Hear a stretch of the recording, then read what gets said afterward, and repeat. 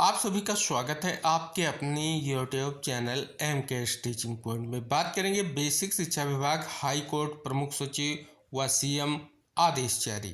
आदेश का निष्कर्ष इंगित कराएंगे। निष्कर्ष किस प्रकार से आपके लिए महत्वपूर्ण है वो भी आपको इंगित कराएंगे। साथ ही शिक्षक स्थानांतरण व समायोजन, स्कूल मर्जर, नई भर्ती व अन्य महत्वपूर्ण जो विभागीय निष्कर्ष हैं उनको इंगित कराएंगे। साथ ही माध्यमिक शिक्षा विभाग से रिलेटेड कुछ महत्वपूर्ण इन्फॉर्मेशन भी इस वीडियो के माध्यम से डिस्कस करेंगे। तो आप सभी से निवेदन है कि इस वीडियो को आप अंत तक ज़रूर देखें और वीडियो में दी गई महत्वपूर्ण इन्फॉर्मेशन को शेयर ज़रूर करें जिससे इन्फॉर्मेशन सभी तक पहुंच सके। जैसा कि यहाँ पर आप देख रहे हैं कि 10,827 स्कूलों का हुआ विलय, अब शिफ्ट होंगे आंगनबाड़ी केंद्र। बाल विकास एवं पुष्टार विभाग ने सभी डीएम को भेजा पत्र। प्रदेश में कम नामांकन वाले 10,827 परिषदीय विद्यालयों का बेसिक शिक्षा विभाग ने विलय किया है। अब इन विद्यालयों के खाली भवनों में आंगनबाड़ी केंद्रों को शिफ्ट किया जाएगा। इसके लिए बाल विकास एवं पुष्टार विभाग सर्वे कराएगा। विभाग की प्रमुख सचिव ने इस संबंध में सभी डीएम को पत्र भेजा है। उन्होंने कहा है कि वर्तमान में विद्यालय परिसर में चल रहे आंगनबाड़ी केंद्र को बाल वाटिका घोषित किया गया है। पेयरिंग के बाद खाली विद्यालय भवन का उपयोग या प्रयोग बाल वाटिका के रूप में किया जाएगा। बेसिक शिक्षा विभाग के अनुसार खाली हुए विद्यालयों के भवनों में आंगनबाड़ी केंद्रों को शिफ्ट करने के लिए जिला स्तर पर सर्वे होगा। इसके लिए सीडीओ की अध्यक्षता वाली कमेटी बनेगी।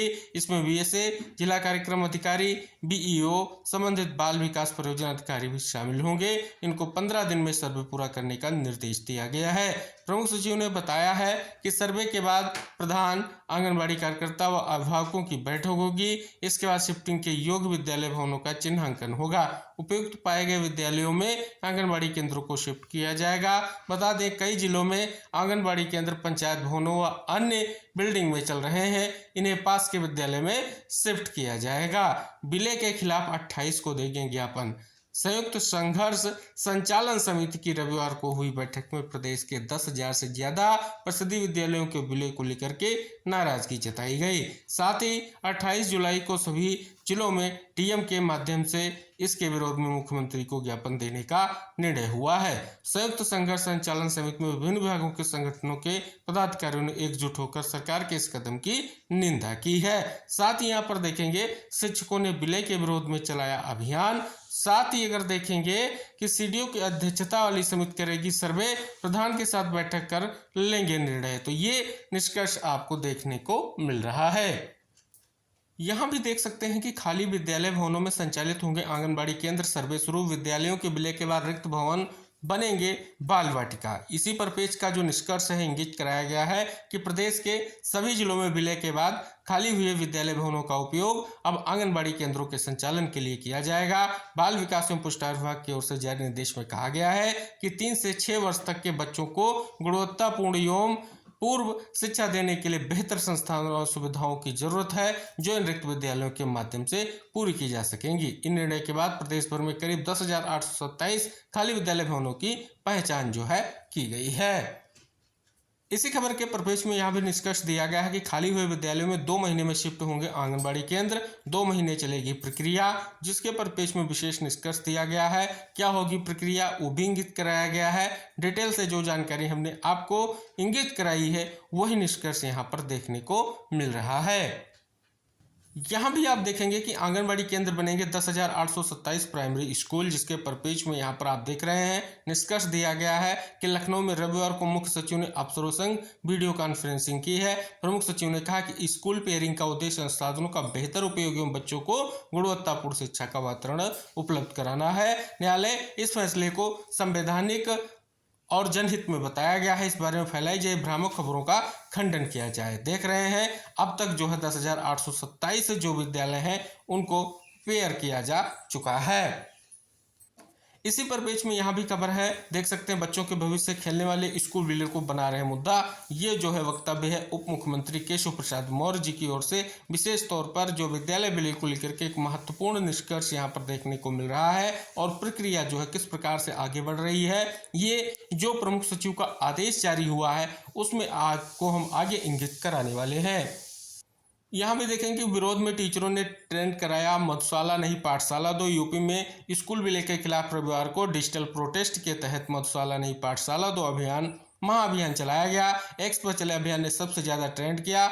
इस अभियान में प्रदेश के शिक्षक, शिक्षा मित्र, डीएलएड अभ्यर्थी शामिल हुए। शिक्षकों ने अपने ट्वीट में रोती हुई रसोइयां बच्चों के वीडियो पोस्ट किए। ट्वीट्स में महिलाएं अपने बच्चों के साथ शिक्षा संबंधी अधिकारों की सुरक्षा के लिए संघर्ष करती नजर आई।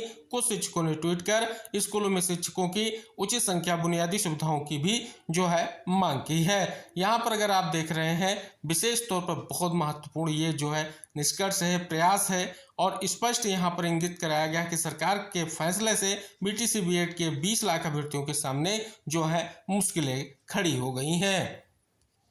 जिस शासनादेश को आप देख रहे हैं खबरों के माध्यम से अब तक डिफाइन किया गया, वो शासनादेश आप सभी के समक्ष है। यहाँ पर पॉइंट नंबर 2 में स्पष्ट हो चुका है कि जो विद्यालय विलय को लेकर के 16 जून 2025 को आदेश आया था, अब यानी 9 जुलाई 2025 तक अगर 75 जिलों के अंतर्गत बात कर ले तो 10,827 विद्यालय अब तक मर्ज किए जा चुके हैं, जिनमें आंगनबाड़ी केंद्रों को शिफ्ट किए जाने को लेकर के ये महत्वपूर्ण शासनादेश जो है जारी किया गया है।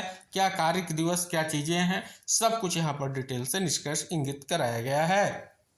जैसा कि आप सभी को इंगित करा दें, जो यहाँ पर 10,000 प्लस जो ये विद्यालय स्पष्ट तौर पर आंगनबाड़ी केंद्रों में शिफ्ट किए जाएंगे। यहाँ पर अगर नई भर्ती की हम बात कर लें तो ईसीसी एजुकेटर की भर्ती की जाएगी और ये भर्ती प्रक्रिया संविदा के बिहाफ पर होगी। तो यानी अगर नई भर्ती की बात कर लें, अगर प्राइमरी बिहाफ पर, तो आपकी यही एक भर्ती प्रक्रिया वर्तमान में गतिमान है और नई भर्ती को लेकर के भी शासनादेश जारी हो चुका है। तो ये नई भर्ती है। शेष आपकी 68,500 शिक्षक भर्ती के रिक्त पदों को लेकर के अभी तक कोई स्थिति स्पष्ट नहीं है और विद्यालय विलय और साथ ही नई भर्ती को लेकर के कल माननीय शिक्षा मंत्री जी का वक्तव्य भी आ चुका है। आपने जाना भी है कि प्रक्रिया पूर्ण होने के बाद आगे स्पष्ट तौर पर जो भी निष्कर्ष होगा वो देखा जाएगा। तो ये निष्कर्ष है। आइए बात कर लेते हैं शिक्षक स्थानांतरण और समायोजन पर आज की बड़ी खबरें क्या हैं।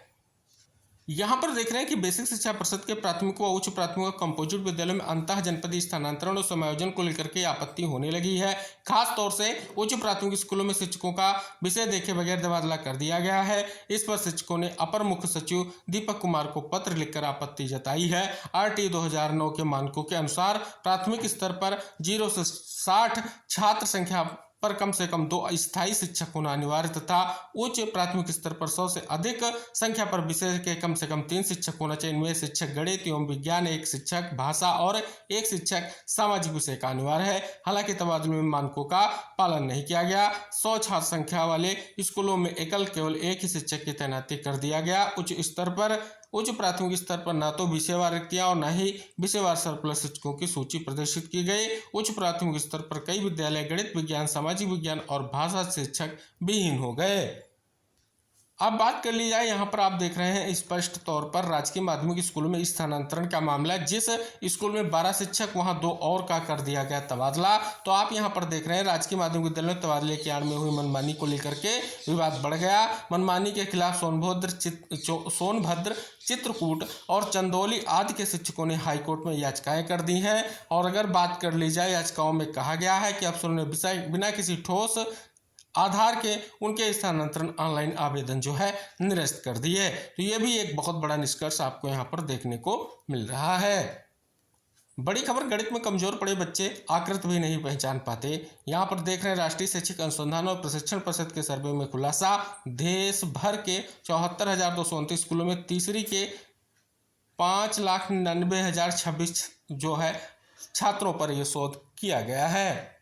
यहाँ पे देख रहे हैं कि बोर्ड चेतावनी दे रहा, शिक्षक ऑनलाइन हाजिरी को तैयार नहीं। ऑनलाइन हाजिरी को लेकर के बोर्ड और शिक्षक आमने सामने है। बोर्ड लगातार हाजिरी का दबाव बना रहा और चेतावनी दे रहा, वहीं शिक्षक हाजिरी को तैयार नहीं है, वह विरोध कर रहे हैं। उनका कहना है कि ऑनलाइन अटेंडेंस के नाम पर सभी बच्चों का पूरा ब्यौरा अपलोड करना व्यवहारिक नहीं है। तो यहाँ भी देख रहे हैं कि सर्वर में अटकी ऑनलाइन हाजिरी, पूरा दिन जूझने के बाद भी दर्ज नहीं हुई उपस्थिति। माध्यमिक शिक्षा परिषद ने विद्यालयों में 1 जुलाई से शिक्षकों और विद्यार्थियों के लिए ऑनलाइन हाजिरी अनिवार्य कर दी। व्यवस्था के लागू हुए 2 सप्ताह बीत चुके, लेकिन इसकी तकनीकी खामियां दूर नहीं हो रही हैं। साथ ही लर्निंग आउटकम आधारित शिक्षण अनिवार्य। नई शिक्षा नीति 2020 के मुख्य उद्देश्यों को पूरा करने के लिए अब उत्तर प्रदेश के माध्यमिक विद्यालयों में लर्निंग आउटकम यानी सीखने के प्रतिफल आधारित शिक्षण को अनिवार्य कर दिया गया है। राज्य परियोजना निदेशक कंचन वर्मा ने इस संबंध में निर्देश जारी किए हैं, जिसमें राजकीय व एडेड माध्यमिक विद्यालयों कक्षा 9 से 10 के विद्यार्थियों के लिए विशेष ध्यान देने पर जोर दिया गया है। और साथ ही 15 तक मानव संपदा पोर्टल पर पंजीकरण अनिवार्य। मानव संपदा पोर्टल पर उच्च शिक्षा विभाग में कार्यरत समस्त कार्मिकों का पंजीकरण 15 जुलाई तक करना अनिवार्य है। इसे लेकर के मुख्यमंत्री योगी आदित्यनाथ ने अप्रसन्नता जताते हुए समयबद्ध कार्रवाई करने के निर्देश जो है दिए हैं। प्रदेश शासन ने एक बार फिर सख्त निर्देश दिए हैं कि कार्यरत समस्त नियमित कार्मिकों का पंजीकरण मानव संपदा पोर्टल पर हर हाल में 15 जुलाई तक पूर्ण कर लिया जाए। फाइनली खबर आ चुकी है, पुरानी पेंशन बहाली के लिए होगा देशव्यापी आंदोलन। National movement for old pension scheme ने पुरानी पेंशन बहाली के लिए फिर व्यापक आंदोलन की घोषणा की है। संगठन की राष्ट्रीय कार्यकारिणी की रविवार को हुई ऑनलाइन बैठक में पुरानी पेंशन बहाली आंदोलन पर चर्चा की गई। इसके बाद आंदोलन का विस्तृत प्रस्ताव जो है तैयार किया गया। तो ये थी आज की बड़ी खबरें। उम्मीद है वीडियो आपके लिए हेल्पफुल रहेगा, तो वीडियो को शेयर करें और चैनल को सब्सक्राइब करें। हम मिलते हैं नेक्स्ट अपडेट के साथ, तब तक के लिए टेक केयर, बाय बाय साथियों।